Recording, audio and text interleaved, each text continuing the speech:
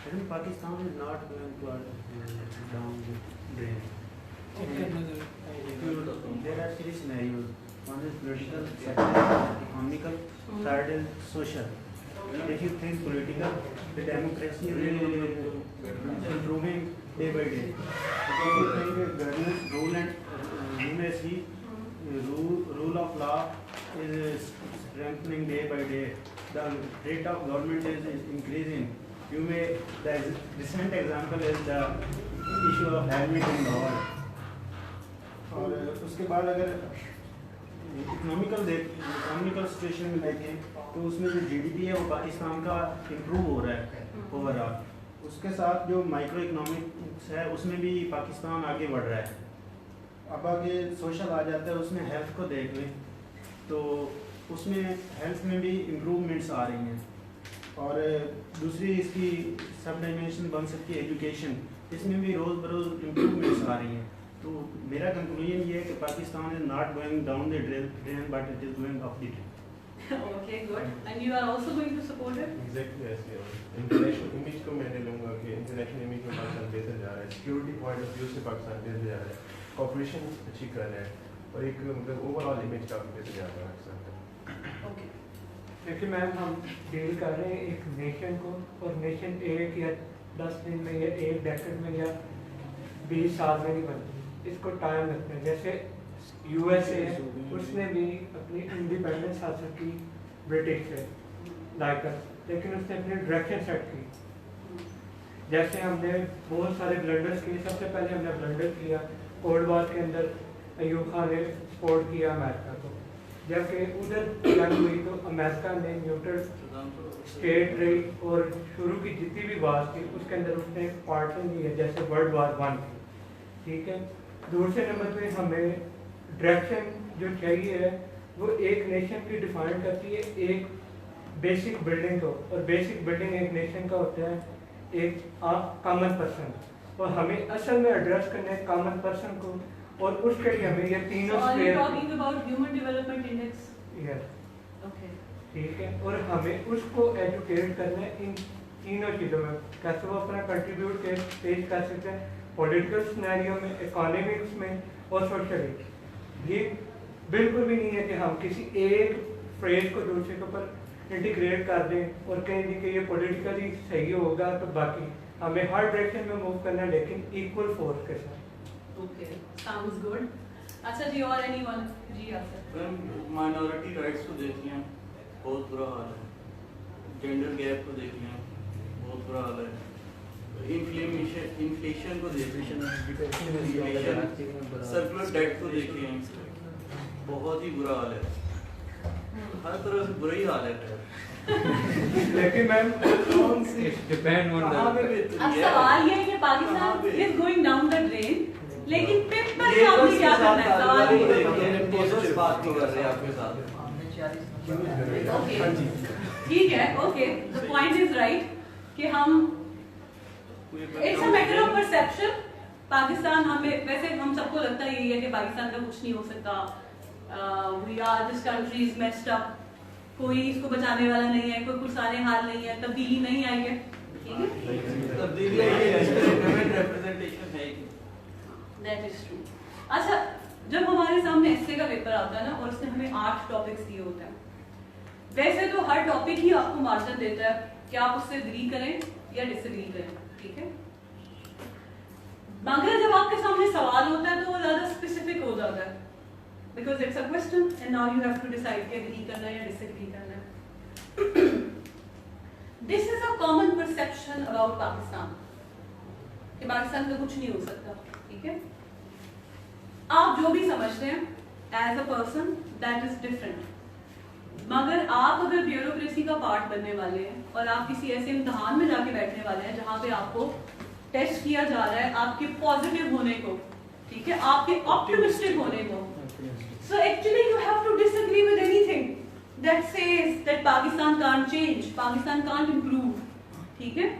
पाकिस्तान के बारे में वो आपको जो भी ऐसे देगा, you have to portray Pakistan as a land of opportunities, ठीक है, ऐसे नहीं बिल्कुल ब्लाइंड फोल्डेडली नहीं। लेकिन अब उसमें हमारे पास ऑप्शन क्या होता है? देख लेना आखिर भले 60 सालों के बाद, लेकिन डेमोक्रेसी जो है वो आई तो है, ठीक है, पॉलिटिकल स्टेबिलिटी आ गई, फाइनली गवर्नमेंट्स जो है वो अपना टेन्योर पूरा कर लेती है, ट्रांसफर ऑफ पावर जो है वो सही हो रहा है, ठीक है। अगर हम अपनी इकोनॉमी में देखें तो ठीक है, बहुत अच्छी नहीं है, सॉरी, पहले से बेहतर है society, gender gap is there, लेकिन अगर हम पीछे जाके देखें तो बहुत ज्यादा था, अब हम कहते हैं पहले से कम हो गया, ठीक है। इन्फ्लेशन ज्यादा है, लेकिन then just find a way to counter it. Globally literacy rate भी कम है, बढ़ रहा है। उसको आप ऐसे लेना कि आबादी ज्यादा हो गई, ठीक है।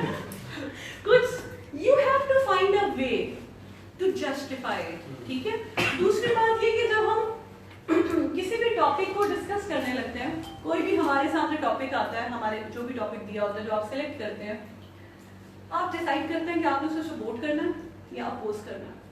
जब आप ये डिसाइड कर लेते हैं तो कुछ चीजें होती हैं जिन्हें आप जस्टिफाई नहीं कर सकते। माइनॉरिटीज के साथ जो होता है आप जस्टिफाई नहीं कर सकते ना, ठीक है। वक्त के साथ साथ हालात खराब हो रहे हैं, आपके हिस्से के अंदर माइनॉरिटीज एग्जिस्ट ही नहीं करती, आप लाएंगे तो फंस जाएंगे, ठीक है। आपको लगता है कि आप इन्फ्लेशन को नहीं काउंटर कर सकते, ठीक है, इतने परसेंट होगी, जस्ट क्रॉस इट। आप सिर्फ उन चीजों को रखेंगे जिन्हें आप आर्ग्यू कर सकते हैं, जिन्हें आप जस्टिफाई कर सकते हैं, बाकी आपके पेपर में एग्जिस्ट ही नहीं करेंगे, ठीक है। This is the topic that we are going to discuss. Is Pakistan going down the drain? What's your name? Shoaib है। Okay. अभी शुएब ने हमें बहुत अच्छा पॉइंट बताया, नेशन वाला। वैसे तो अब पाकिस्तान के ऊपर टॉपिक्स कम आएंगे बिकॉज उसने डोमेस्टिक पेपर तो हमें सारे डोमेस्टिक टॉपिक्स दे दिए इस साल। अब जो अगला होगा वो बहुत इंटरनेशनल होगा, ग्लोबल होगा। फिर भी पाकिस्तान के ऊपर एक आधा टॉपिक तो आता ही है। पाकिस्तान का हर issue is about its definition of being a nation. हम एक नेशन है या नहीं है, हर सवाल के जवाब में आपके पास ये इंफॉर्मेशन होनी चाहिए, ठीक है। सो अभी मुझसे कोई बच्चा पूछ रहा था कि where to start, कहाँ से लिखें, बहुत कुछ पढ़ा होना चाहिए। आपके कुछ बेसिक रीडिंग्स हैं, अगर आपने वो की होगी तो फिर आपके लिए मसला नहीं है, वो हर ऐसे में फिट हो जाती है। ऐसा नहीं होता देयर इज नो फॉर्मूला ऐसे जो मैं आपको दूंगी तो आप फिट इन कर देंगे, but there are formula readings. आपने वो पढ़ ली है, अब आपका आर्ट है कि आप उसको फिट इन कैसे कर रहे हैं, वो फिट होगी। अगर आपको समझ नहीं आएगी टेक्निक तो that might be a problem कि आपको समझ नहीं आएगी आप उसको कैसे फिट इन करेंगे, लेकिन वो एडजस्ट हो जाएगी इंफॉर्मेशन, ठीक है। I will give you access to my Google Docs जहाँ पे मैंने नोट्स बनाए हैं, ठीक है। You will be reading those things, but फिलहाल हम इसके ऊपर फोकस करते हैं। नेशन के ऊपर यू हैव टू रीड, आप जितना पढ़ेंगे उतना अच्छा होगा, ठीक है। पाकिस्तान एज अ नेशन, और ये जो मैंने आयशा जलाल का भी आपके सामने प्रेसी में किया था paragraph discuss, that is a very good essay. उसी में मोहसिन हामिद का एसे है जिसमें से मैंने ये लाइन ली है, ठीक है। पीपल से whenever I visit Pakistan, I listen to people or I witness people saying that Pakistan is going down the drain. I disagree. इस तरह करके वो अपने ऐसे में लिखता है। अब ये हमारा टॉपिक है, ठीक है। जब आपके पास ऐसे आता है और आपने ऐसे शुरू करना होता है तो पहला सवाल ये होता है कि कैसे शुरू करें, हाउ टू स्टार्ट। अगर आप एक दफा शुरू कर देते हैं लिखना तो फिर आपके लिए प्रॉब्लम नहीं है, बिकॉज समहाउ बात से बात निकलती है, अल्फाज जो होते हैं वो खुद, language has its own ways. तो आप लिखना शुरू कर दे तो language finds a way to justify herself and come out of your head. शुरू कैसे करेंगे? ऐसे के 3 पार्ट्स होते हैं, इंट्रोडक्शन, बॉडी एंड कंक्लूजन। क्योंकि आपने मुझसे पढ़ना है तो पहले तो बात कर लें मिसकंसेप्शन की। अगर आपको किसी ने ये बताया है कि introduction is the summary of the body of your एसे तो आपको गलत बता रहा। अगर आपको ये पता है कि conclusion is the summary of the body of your एसे तो ये भी गलत है, क्योंकि ये जो बॉडी है एसे की, इस बॉडी को कॉरेस्पॉन्ड करती है एक चीज जिसे कहते हैं आउटलाइन। तो वो जो आप ऐसे शुरू करने से पहले 2-3 सफ़ों की बनाते हैं आउटलाइन, वो आपके एसे की बॉडी की समरी होती है, आउटलाइन एक समरी होती है, ठीक है। तो अगर आपने वो आउटलाइन बना ली है, अब आप वो समरी दोबारा नहीं लिखेंगे, यानी ये नहीं होगा कि आपने अपने एसे के सारे इंपॉर्टेंट पॉइंट्स इंट्रोडक्शन में दोबारा लिख दिए। अभी आपने आउटलाइन बनाई, फिर इंट्रोडक्शन में दोबारा सम अप किया, फिर बॉडी में आपने एक्सपैंड किया, फिर कंक्लूजन में फिर सबमिट किया, सम अप किया, तो आप पूरे ऐसे में बैठे तो समरी बना रहे होंगे। That is not the technique of writing, ये बात याद रखिएगा, ठीक है। इंट्रोडक्शन वो तरीका होता है जिसके थ्रू आपने टॉपिक तक पहुंचना होता है। जैसे आप इस क्लास में बैठे हैं तो एक रास्ता होगा जिससे आप आएंगे, ठीक है। आप डायरेक्टली क्लास में लैंड नहीं कर सकते। हाँ, अगर आपके पास हेलीकॉप्टर हो तो आप कर भी सकते हैं, दैट्स इम्पॉसिबल, ठीक है। इवन अगर हेलीकॉप्टर में भी आना है तो there is a way to follow it. Introduction वो चीज होती है, वो तरीका होता है, वो टेक्निक होती है जिससे आप बॉडी ऑफ द एसे तक पहुंचते हैं, आप वो बात करना शुरू करते हैं। यानी इस Pakistan going down the drain, यहां से शुरू होगा एसे, the body of the essay. ये क्या है? ये वो इब्तदाइया है।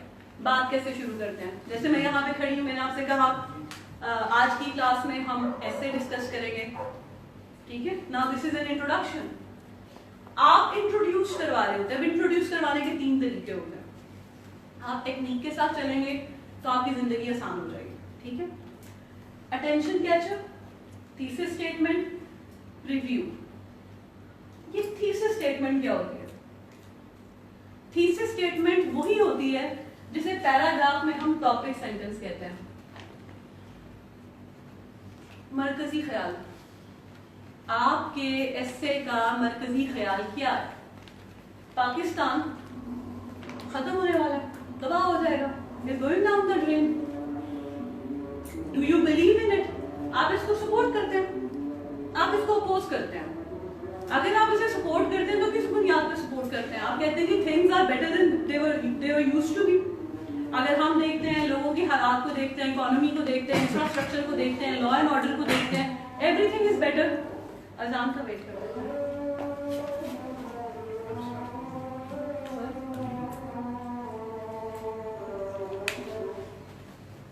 Is it on? यस।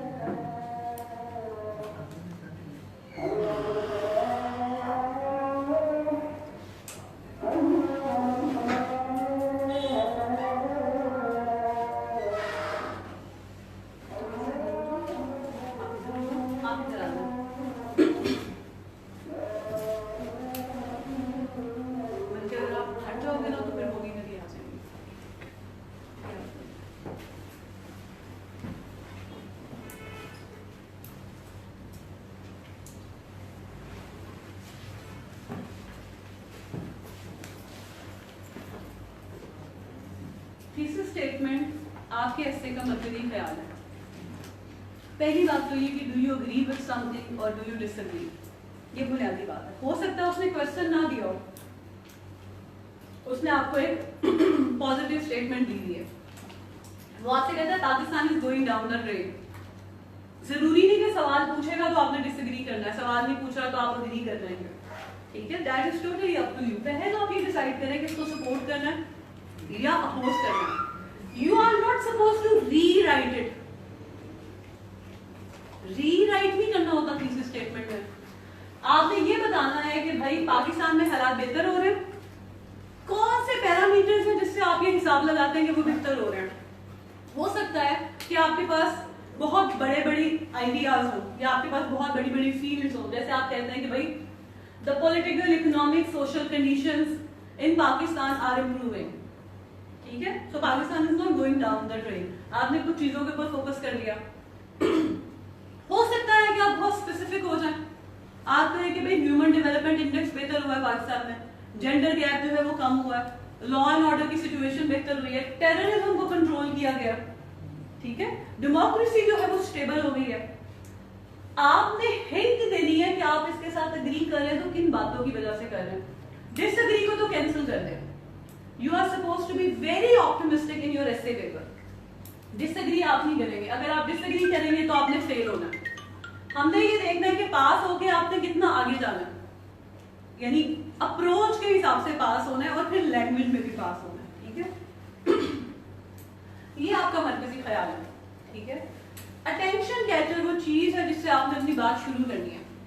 हमारे पास 5 तरीके होते हैं किसी बात को शुरू करने के। You ask a question, this is a technique. अभी हमने आयशा जलाल वाला पढ़ा था, तो मैंने आपसे क्या कहा था कि क्वेश्चंस जो होते हैं वो हम लिखते नहीं हैं प्रेसी में, because question is a technique. सवाल पूछने से क्या होता है, सवाल ये वाले जो सवाल हम राइटिंग में लेकर आते हैं वो आप किसी से पूछ नहीं रहे होते। जैसे मैं आपसे पूछती हूँ कि भाई do you agree with this topic, मैं आपसे पूछ रही हूँ।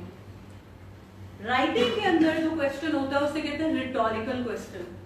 उसका सवाल जो होता है वो आप एग्जामिनर से नहीं करते, वो आप खुद से कर रहे होते हैं। सवाल करना इज वेरी गुड, लेकिन उस सवाल का जो जवाब होता है ना वो आपका पूरे का पूरा एस्से होता है। तो आप वो सवाल करेंगे जिसकी इतनी रेंज हो कि वो आपके पूरे एस्से को इनकम्पस करके जाए। ऐसा आपने सवाल करना है, क्योंकि आप क्लास में सवाल नहीं कर सकते तो पेपर में तो बहुत ही मुश्किल है, ठीक है। Ask a question if you think that you are capable of raising a question. सवाल वो होता है जो सोचने पे उकसाए। हाँ, आप ये पूछ सकते हैं, are there some people who think or who are they who think or portray Pakistan as a feeble state, as an unstable state? कौन है वो लोग? This is a very important question. सवाल ये नहीं है कि ये हो रहा है कि नहीं हो रहा, सवाल ये नहीं कि क्या कौन रहा है। Now this question makes one think, भाई ये हैं कौन लोग। वैसे अगर हम इस ऐसे को ऐसे लेके जाए ना कि कौन कह रहा है Pakistan is going down the drain, तो ये पूरा ऐसे आपका मीडिया के ऊपर, और मीडिया में ओपिनियन लीडर के ऊपर,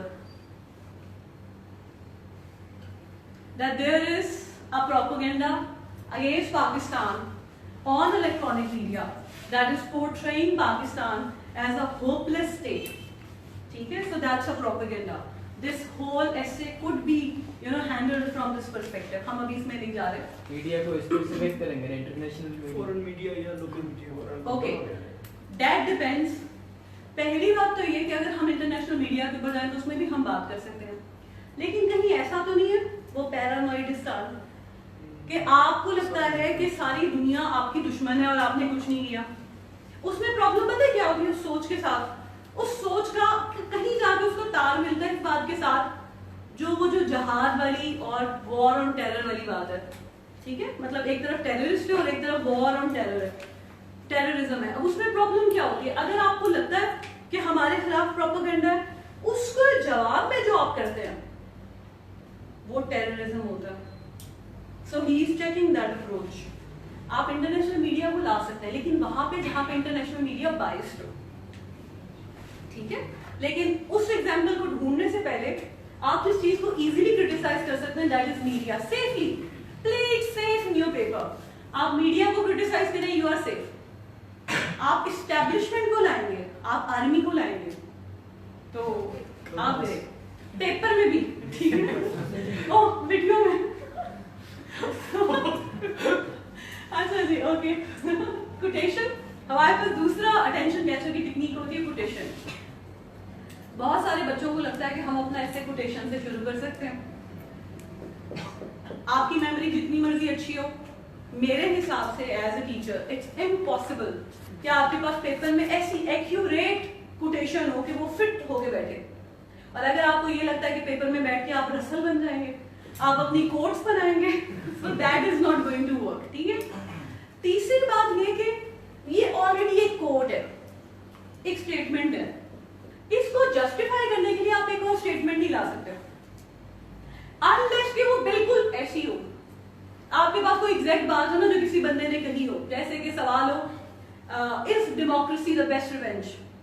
आपको पता है ये बेनजीर भुट्टो ने कहा था, और नाउ देखो कितनी कैसे फिट होके बैठती है, ठीक है। But that doesn't happen. Quotation तब बहुत अच्छी है जब आप घर में बैठ के तैयार कर रहे हैं, आपके पास कोटेशन होनी चाहिए, लेकिन इंट्रोडक्शन में कोटेशन सिर्फ तब आती है जब वो बिल्कुल एग्जैक्टली फिट हो।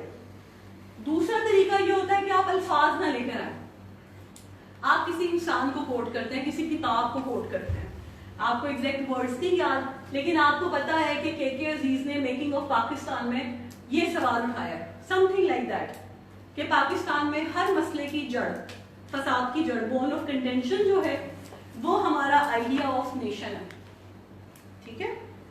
तो आप ऐसे किसी को कोट कर सकते हैं अप्रोक्सीमेटली उस आइडिया के आसपास। स्टैटिस्टिक्स बहुत अच्छी होती है, आपने कोई चीज आर्ग्यू करनी होती है ना तो आप स्टैटिस्टिक्स लेकर आते हैं। जैसे आप कहते हैं कि भाई जेंडर जो हमारी जेंडर बेस्ड वायलेंस है दैट्स बैड, अब आपने कैसे कहना है कि जेंडर बेस्ड वायलेंस जो है वो गलत है? आप कहते हैं जी एवरी लेट्स से आधी आबादी औरतों की, ठीक है, आप कहते हैं जी 50% of world's population that is 3.5 billion women are a victim of let's say this gender based violence। अब आपने वो जो एक बात करनी थी जिसकी कोई वेटेज नहीं है, एक फजूल सी बात है कि भाई दुनिया में जेंडर बेस्ड वायलेंस हो रहा है, वो आपके इस 3.5 बिलियन की वजह से वो कहाँ चलेगी बात? आधी आबादी का मसला, ठीक है।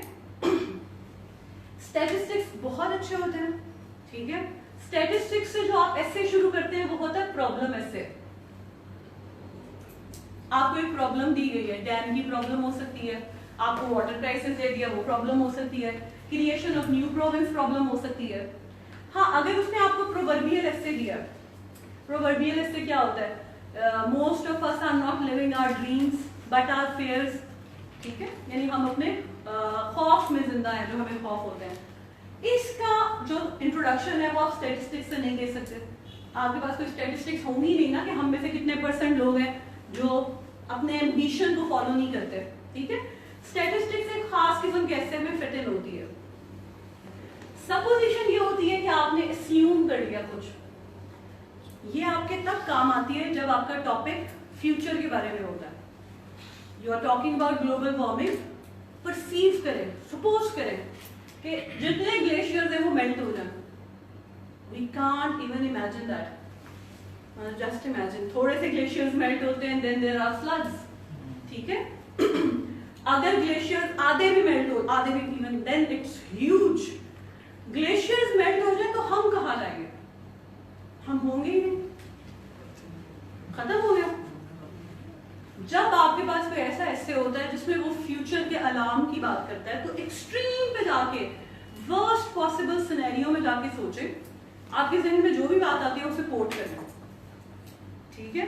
मेक समथिंग अ प्रॉब्लम और फिर उस प्रॉब्लम को सॉल्व करें। यानी आपने एक बहुत बड़ी प्रॉब्लम बनाई, ग्लोबल वार्मिंग इतनी बड़ी प्रॉब्लम है कि इस प्लेनेट के अलावा कहीं पानी नहीं है, तो अगर पानी नहीं है, ये कितनी अच्छी बात है कि पानी कहीं और नहीं है, हम इस प्लेनेट पे रहते हैं क्योंकि हम पानी पी सकते हैं, हम पानी की वजह से पैदा हुए हैं, हम पानी पे जिंदा रहते हैं। लेकिन अगर इस प्लेनेट पे सिर्फ पानी हो तो हम कहाँ जाएंगे? That's something which makes the essay something very important, worth discussion, ठीक है। आपने प्रॉब्लम खड़ी की सपोजिशन से। आखिरी चीज होती है आपके पास एनेक्डोट, एक वाकया। आप क्या करते हैं कि एक वाकया लेते हैं किसी की जिंदगी से, कोई इंसिडेंट उठाते हैं और आप उसको कोट करते हैं, ठीक है। Pakistan going down the drain है तो आप कोई वाकया ले सकते हैं किसी की जिंदगी से। मोहसिन हामिद है, ये मोहसिन हामिद के ऐसे में से मैंने लाइन ली है, तो आप मोहसिन हामिद की जिंदगी का कोई वाकया लिखते हैं कि वो पाकिस्तान आया, उसने देखा कि लोग कितने डिसइल्यूजन्ड है, उसको फील हुआ, उसने ऐसे कोई चीज एक एपिसोड सी बनाते हैं। ये आपके पास 5 तरीके हैं बात शुरू करने के।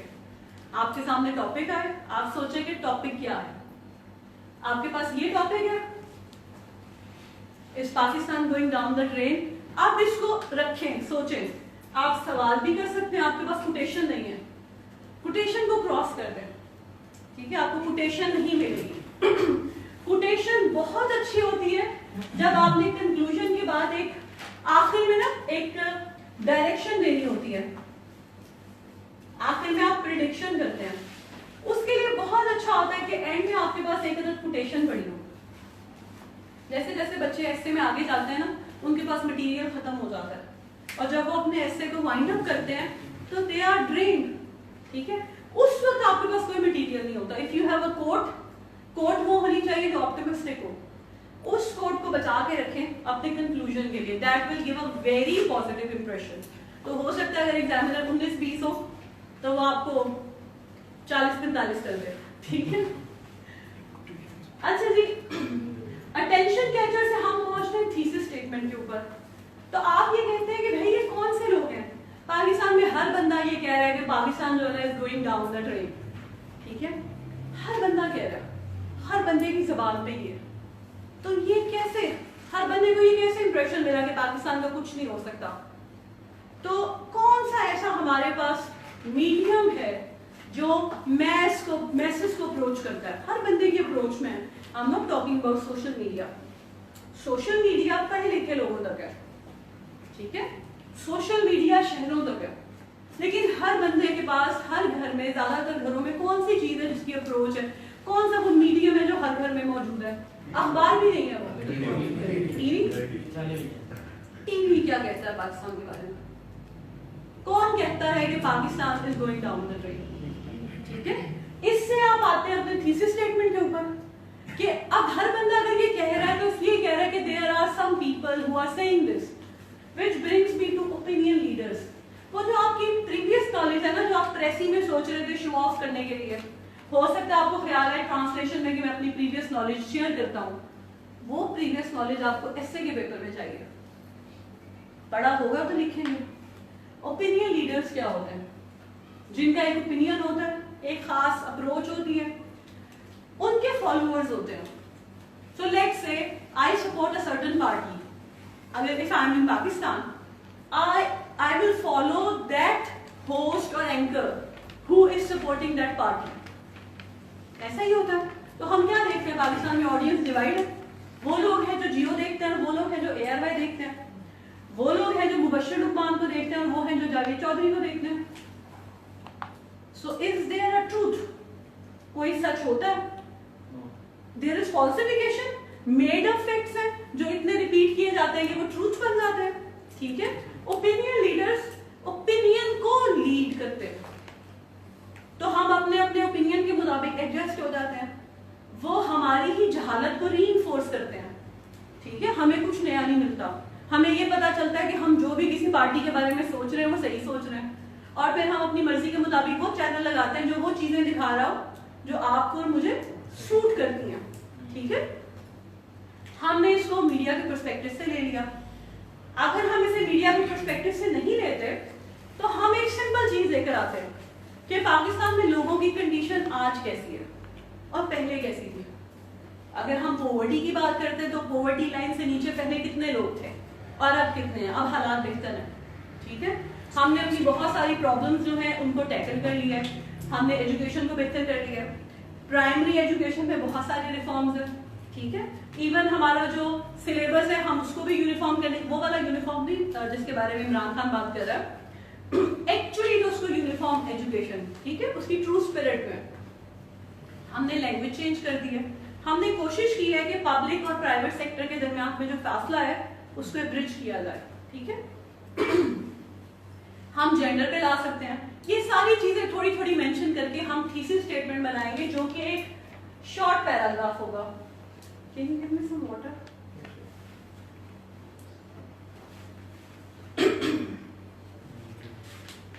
ये शॉर्ट पैराग्राफ 2-3 सेंटेंसेस का होगा, ठीक है। तो एक लॉन्ग पैराग्राफ क्या होता है जो आपका आधा सफा होता है, short paragraph quarter of your page, ठीक है।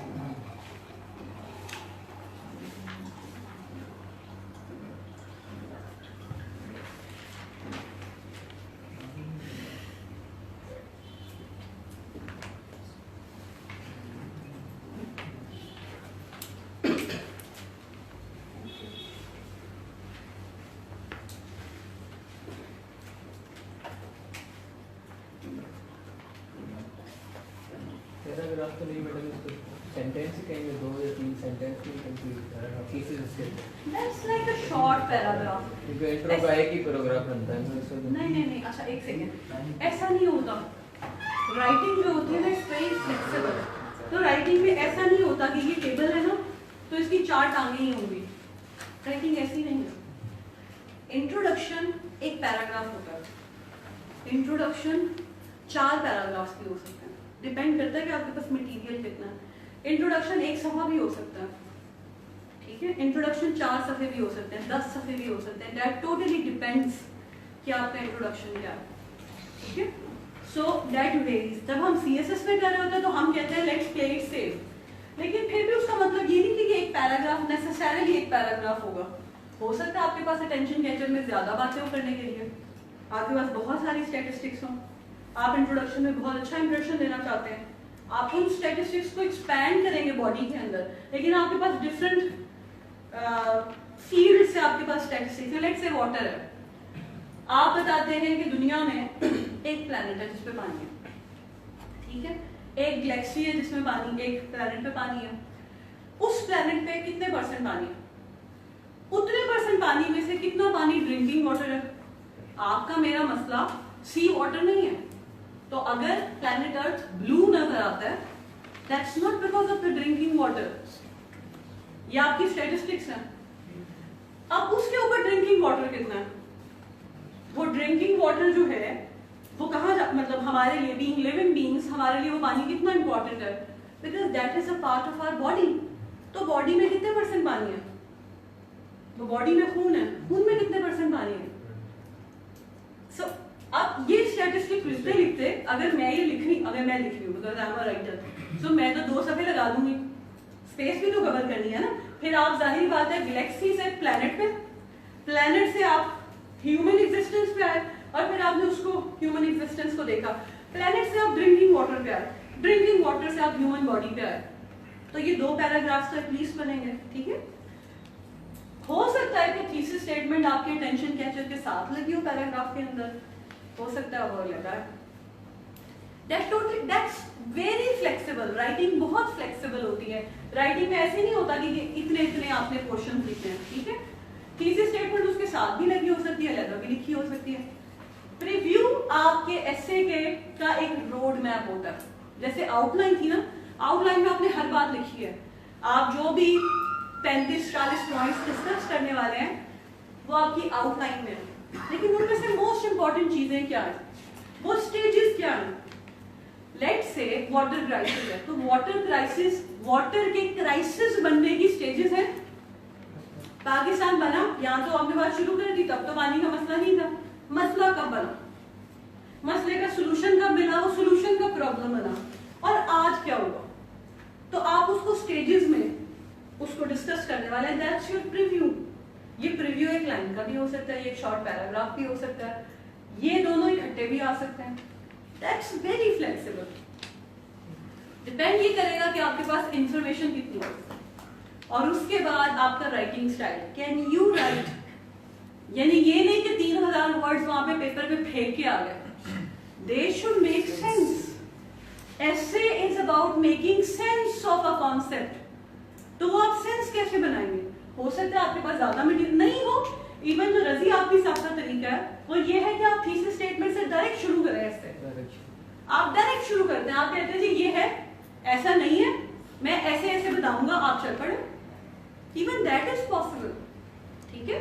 ऐसे में मैटर ये करता है कि आपकी टेक्निक के ऊपर, आपके कंटेंट के ऊपर और राइटिंग के ऊपर आपकी ग्रिप कितनी है, ये हमारे लिए इजी बना देता है। दूसरी बात ये कि अब हजारों बच्चा पेपर में बैठता है, तो आपका मुकाबला 11-12 हजार के साथ है।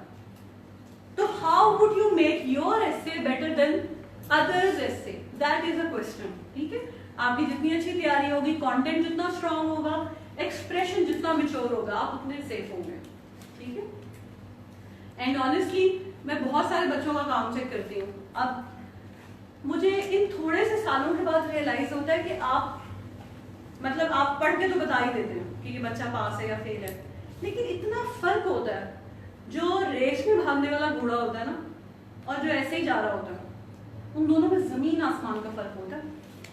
तो वो जो बच्चे CSP होने वाले होते हैं ना, वो ही चंद होते हैं जो बहुत डेडिकेटेड होते हैं, जो शुरू से काम, मतलब शुरू से मुराद ये नहीं कि अगर आप काम शुरू कर रहे हैं तो आप नहीं कर सकते, लेकिन अगर आप अब काम करना शुरू कर रहे हैं और आप दिन रात कर रहे हैं तो आप कर सकते हैं, ठीक है। सो दोनों चीजें, your content and your language should be very strong. जब आप ये अपना इंट्रोडक्शन कर लेते हैं, दैट वेरीज, आप एक पैराग्राफ लिख रहे हैं, एक पेज लिख रहे हैं, 4 पैराग्राफ लिख रहे हैं, उससे आप जाते हैं बॉडी के ऊपर। अब आपने जो बात यहाँ पे की थी, योर थीसिस स्टेटमेंट, आपने उसे जस्टिफाई करना है। आपने ये तो कह दिया कि Pakistan is not going down the drain, आपके पास प्रूफ क्या है? आप मुझे कन्विंस कैसे करेंगे कि भाई ऐसा नहीं हो रहा? मैं क्यों मानूं आपकी बात? आप हैं कौन? You are just a nobody. आप 3.5 बिलियन ग्लोबल का है, आप पाकिस्तान का है, ठीक है। मैम थीसिस स्टेटमेंट के रिव्यू में बेसिक फर्क आते हैं, क्योंकि अगर हमने आपको रोड मैप दे रहे हैं, थीसिस स्टेटमेंट में हमने आपको अपना स्टैंड देना, स्टैंड को हम रोड मैप में किस तरह 2 से 3 सेंटेंस में किस तरह टॉपिक को किस तरह फाइंड आउट करें। असल में वो जो थीसिस स्टेटमेंट में आपका एक स्टांस है ना, और आप उसको किन प्रीव्यू स्टेजेस से होते हुए, कंक्लूजन तो नहीं, मतलब जो आप no that's not the conclusion. Preview ये होता है, एक्चुअली हम लोग अभी उसके ऊपर बेसिक पे तो काम नहीं कर रहे, दैट्स 5W and 1H। तो आपका जो प्रीव्यू होता है वो ये बताता है कि how you are going to do it, और आपकी जो थीसिस स्टेटमेंट होती है वो होती है व्हाई, ठीक है। सो व्हाई और how why is it true और it is not true, and how you are going to prove it, ये 2 चीजें होती हैं, ठीक है। उनका हम अलग-अलग करेंगे। Are we okay? Yes. Opinion में और आर्गुमेंट में फर्क ये होता है कि ओपिनियन ये होता है, मैं आपसे कहती हूँ पाकिस्तान का कुछ नहीं हो सकता, दिस इज एन ओपिनियन। मैं आपसे कहती हूँ कि पाकिस्तान में इतने नौजवान हैं, ठीक है, उनमें से लेट्स से हमारे पास ग्रेजुएट्स हैं, मैं कहती हूँ जी 65% ग्रेजुएट्स को जॉब नहीं मिलती। मैंने अपने उसी ओपिनियन को एक आर्ग्यूमेंट में चेंज किया। मैं ये बताती हूँ कि एक बच्चा जो यूनिवर्सिटी से निकलता है, उसके पास एक डिग्री है, उसने 4 साल लगाए हैं, वो फील्ड में पहुंचा, उसको पता चलता है उसकी यूनिवर्सिटी रिकॉग्नाइज ही नहीं है। एक ऐसा मुल्क जहां पे यही ना पता हो कि जहां से आप तालीम हासिल करने जा रहे हैं वो सही भी है या नहीं है, HEC उसको रिकॉग्नाइज भी, अब ये तो नहीं होगा ना, दैट साउंड सो लेम कि मैंने PhD करनी है तो मैं जाके चेक करूं हर इदारे को कि ये रजिस्टर्ड है या नहीं है। अथॉरिटी को चाहिए ना वो खुद से चेक करें, सॉर्ट आउट करें कि भाई ये नहीं सही, इनको बंद कर दें। जैसे पंजाब फूड अथॉरिटी वाले हर जगह पे पहुंच जाते हैं, ताला लगा देते हैं, दैट शुड हैपन। सो आपने उसे आर्ग्यू करके प्रॉब्लम बनाना है, क्योंकि पाकिस्तान का एजुकेशन सेक्टर खराब है, तो आप कह सकते हैं कि पाकिस्तान का कुछ नहीं हो सकता, ठीक है। आर्ग्यूमेंट्स देके आप अपने पॉइंट को साबित करते हैं। आप क्योंकि पाकिस्तान को सपोर्ट कर रहे हैं, अब आप देखेंगे कि आपने आर्ग्यू कहाँ करना है। अभी जो हम शुरू में डिस्कस कर रहे थे, आप पॉलिटिक्स की बात कर सकते हैं, इकोनॉमी की बात कर सकते हैं, सोसाइटी की बात कर सकते हैं, लॉ एंड ऑर्डर सिचुएशन की बात कर सकते हैं। जब हम सोसाइटी की बात करते हैं बहुत सारी चीजें आ जाती हैं।